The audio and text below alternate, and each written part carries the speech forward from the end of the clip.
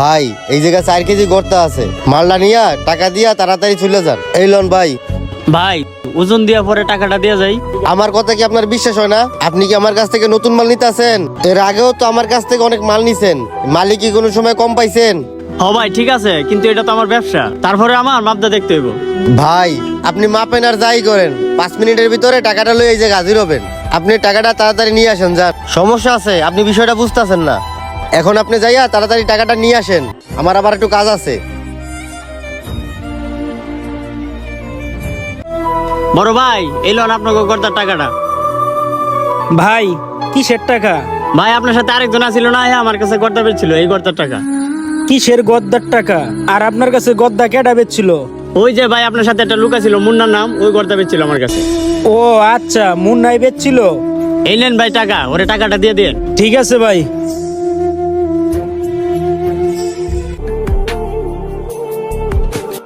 ভাই গর্দার টাকা কিন্তু দিয়ে দিছি।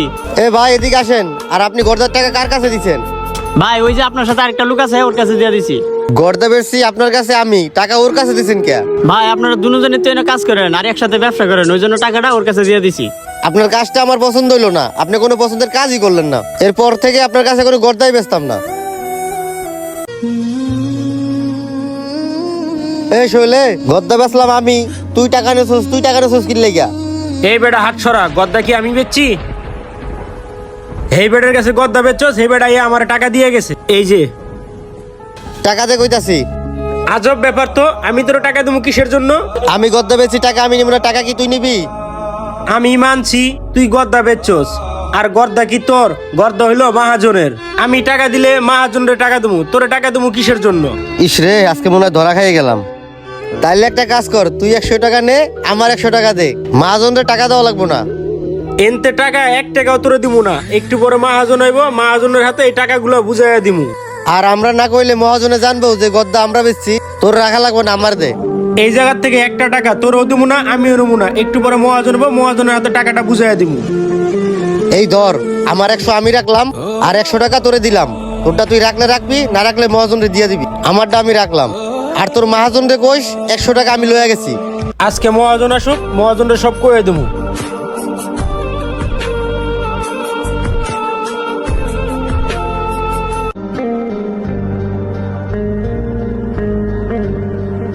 কিরে কাজের ফিনিশিং কেমন দিতাছস? মহাজন ভালো না, এই চোর মোর পোলা বানার লাগাইতেছেন কাজ করতে, এই যায় কথা বেচতে, এই যায় খাইতে, এই যায় ঘুমাইতে, আর ভালোটা থাকবো কেমনে কোন তো মহাজন? কেডা করছে এইগুলি? আর তুই কার কথা কইতেছস? কেডা আর করবো, সোহেল স্যার আবার কেডা আছে, ওই তো এইগুলা করতেছে। আমি গোপন সূত্রে জানতে পারছি ও রাইতের বেলা দিনের বেলা চুরি করে গদ্দা বেচে। ও গদ্দা বেচছে ভালো কথা, আমি ওরে জিজ্ঞেস করছি তুই মহাজনের টাকা চাস না কিনলে গিয়া, আর ও আমারে কয় আমি দেই আর না দিই তাতে তোর সমস্যা কি? আর আপনি যদি এই পোলাপান ব্যবসায় রাখেন তাহলে আপনার দোকান মাটির তলে ঢুকে আসমানে উঠবো। মহাজন যান, যাই আপনার সাথে কথা কন, পারলে ওরে বাইর করে দিয়া নতুন একটা পোলা লন। আচ্ছা সোহেলন কই? ভিতরে যাইয়া দেখেন কাজ করতেছে।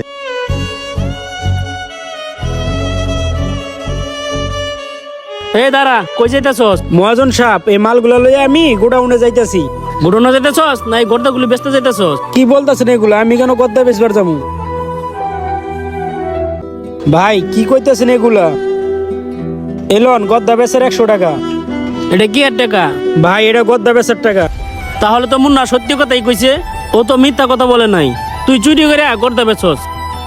কি কইতেছেন ভাই আপনি এগুলা কথা?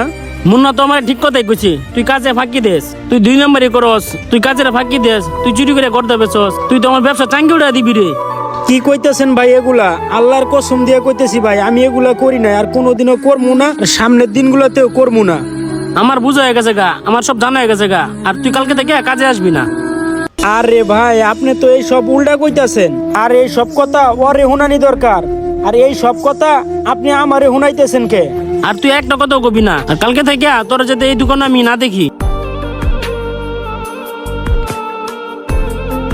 আপনাদের সমাজটাই উল্টা।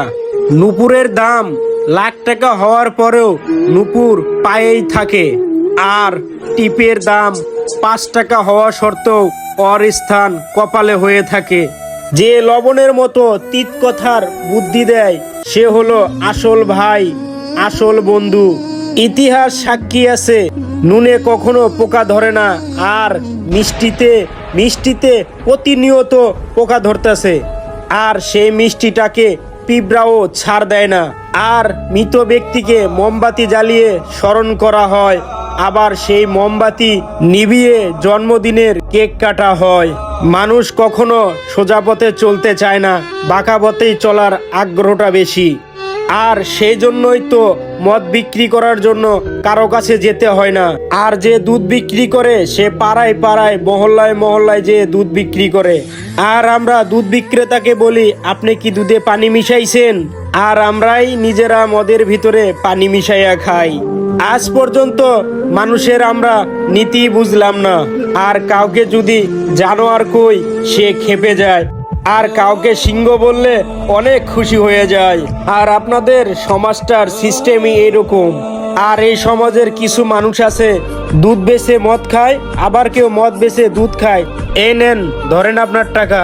আমাদের সমাজের মানুষগুলো এমন কেন যে লবণের মতো তিত কথা বলে সেই তাদের কাছে ভালো, আর যে সত্য কথা বলে তার কোনোই দাম নেই।